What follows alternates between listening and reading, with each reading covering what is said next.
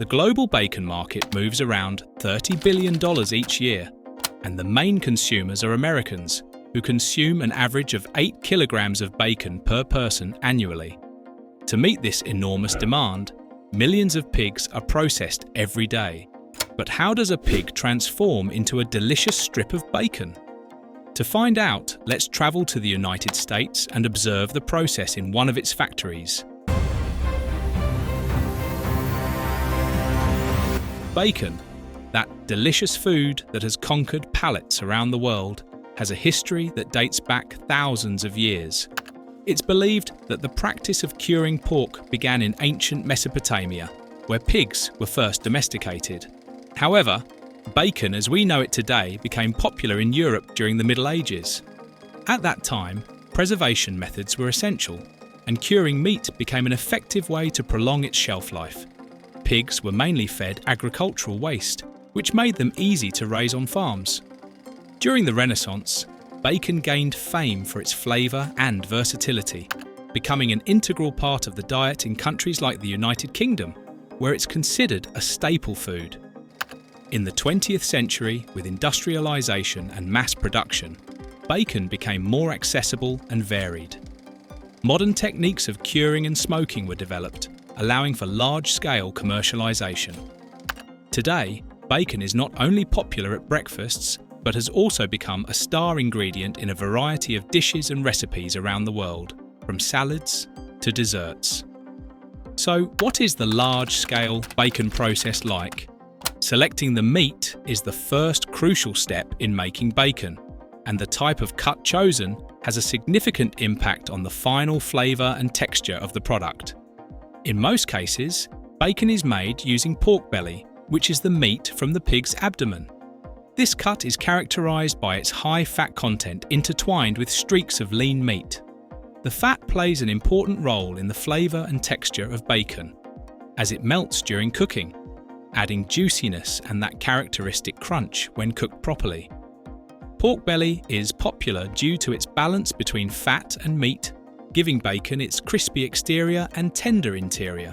After selecting the pieces of meat, the next step is curing, one of the essential steps to transform pork into bacon. This process not only preserves the meat, but also gives it its characteristic flavour. The curing technique involves applying a mixture of salt, sugar, and nitrates, like sodium nitrite, which helps preserve the meat and prevent bacterial growth. There are two main ways to cure bacon: dry curing and wet curing. Dry curing, considered the most traditional method, involves rubbing the salt and seasoning mixture directly onto the meat, which is then left to rest for several days or even weeks.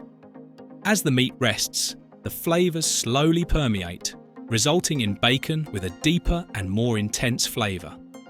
After the curing period, the bacon is rinsed to remove excess salt, dried, and, in many cases, smoked to intensify its flavour even more. In some cases, dry-cured pork bacon isn't smoked, but hung in a cold, dry place for weeks or even months, allowing it to air dry.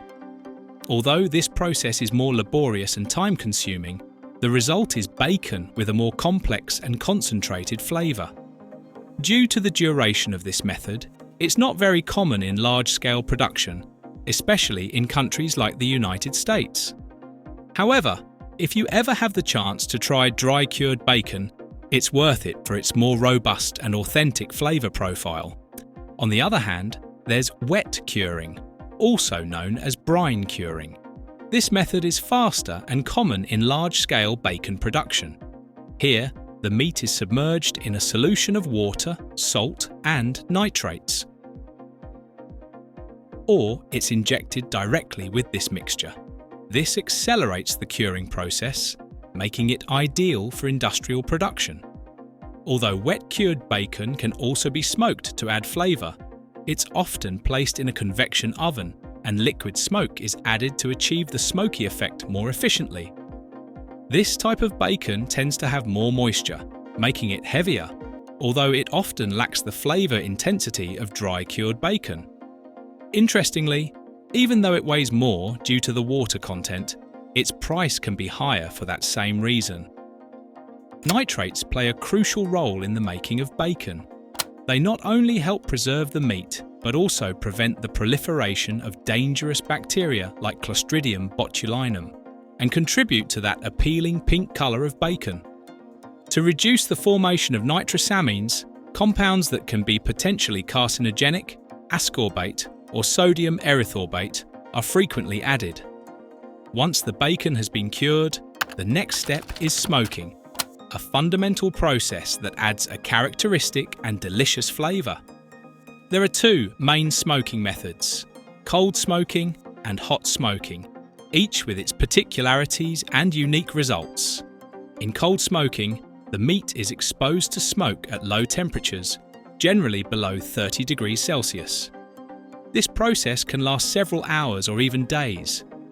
The magic of this method is that it doesn't cook the meat, resulting in a smoother and more subtle smoky flavour.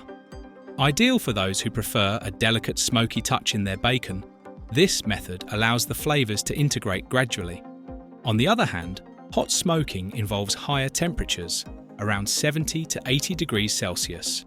In this case, the bacon not only acquires its distinctive smoky flavour, but is also cooked in the process. This method produces juicier bacon with a more intense smoky flavour. The type of wood used for smoking also plays a crucial role in the final flavour of the bacon. For example, hickory imparts intense depth and an earthy touch, while applewood offers a sweeter and fruitier profile. Maple can add a subtle sweetness that complements the bacon's flavour very well. Each choice of wood infuses the bacon with specific notes, transforming each bite into a delicious experience. After the meat has gone through the curing and smoking process, it's time to let it cool. This step is crucial because cooling the meat makes it easier to slice and ensures that perfect pieces can be obtained. Depending on consumer preferences or the type of bacon, it can be cut into thin or thick strips. For example, streaky bacon, known as sliced pork belly, is characterized by its streaks of fat that make it irresistible. This type of bacon is ideal for those who enjoy a more intense flavour and a crispy texture.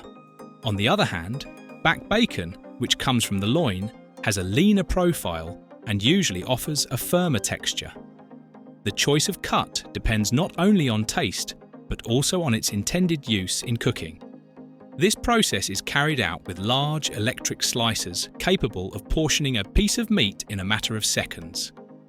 The next step is packaging the bacon, a fundamental step to guarantee its freshness and quality, with several methods used in the industry. One of the most common is vacuum packaging.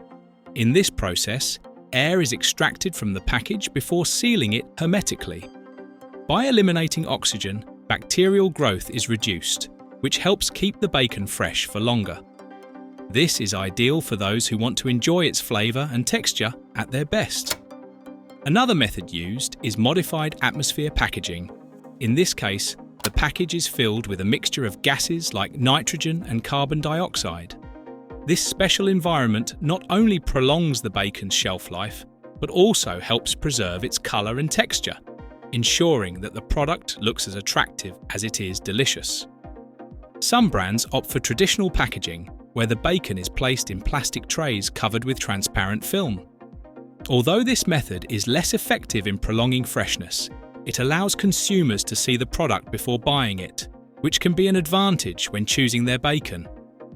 Once the bacon is packaged, a label is attached containing important information, like the expiration date, weight, and ingredients. These labels are essential because they not only inform the consumer, but also ensure that food safety guidelines are followed when handling bacon.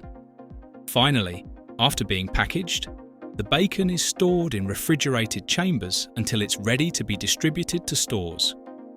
Proper storage is crucial to ensure that the product reaches the consumer in optimal conditions, maintaining its freshness and flavour. When it comes to cooking bacon, the possibilities are varied and delicious. Some types, like Canadian bacon, come pre-cooked and are ready to enjoy. However, most bacon needs to go through a cooking process before being served, and this is where its flavour can be maximised. One of the most common ways to cook bacon is frying it in a pan. This method allows the fat to melt, leaving the bacon golden and crispy. Another popular option is baking it in the oven, resulting in perfectly cooked and crispy bacon without the need to watch the pan. Some prefer grilling bacon, adding an additional smoky flavour that enhances its taste. The industrial process of mass-producing bacon involves a series of additional steps to ensure it's produced efficiently and quickly. One of these steps is injecting a curing solution into the meat. This method accelerates the process and helps standardize production times, allowing large quantities of bacon to be manufactured in a short period. However, this approach may slightly reduce the attention to detail seen in more traditional methods. On the other hand, artisanal or homemade bacon is made with a more careful and deliberate approach. Each stage of the process, from selecting the meat to curing and smoking, is carried out with meticulous care that allows the flavours to develop more deeply and personally. As a result, artisanal bacon tends to offer a richer and more varied flavour profile, with nuances that may reflect the producer's technique and style. Bacon is known and loved worldwide. Its versatility in the kitchen is remarkable, as it can add a special touch to a wide variety of dishes.